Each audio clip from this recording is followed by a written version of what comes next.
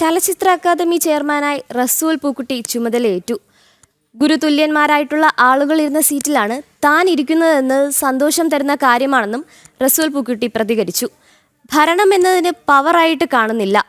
മാറുന്ന കാലത്തിനനുസരിച്ച് ദിശ മാറ്റണമെന്നാണ് ആഗ്രഹം. ഒരു കൊച്ചു ഗ്രാമത്തിൽ നിന്ന് ഇതുവരെ എത്തിയതിന് കാരണം അക്കാദമിയാണ്. റസൂൽ പൂക്കുട്ടി സ്ഥാനലബ്ധിയെക്കുറിച്ച് പ്രതികരിച്ചു. അതേസമയം ചലച്ചിത്ര അക്കാദമി ചെയർമാന്റെ താൽക്കാലിക ചുമതല ഉണ്ടായിരുന്ന പ്രേംകുമാർ ചടങ്ങിൽ പങ്കെടുത്തില്ല.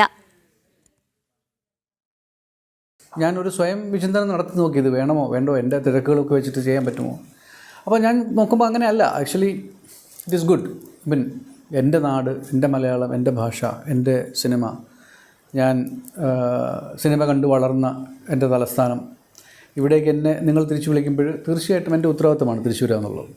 എനിക്കറിയാവുന്ന കാര്യങ്ങൾ പറയുക, എന്നെക്കൊണ്ട് ചെയ്യാൻ കഴിയുന്ന കാര്യങ്ങൾ ചെയ്യുക, വഴി കാണിച്ചു കൊടുക്കുക.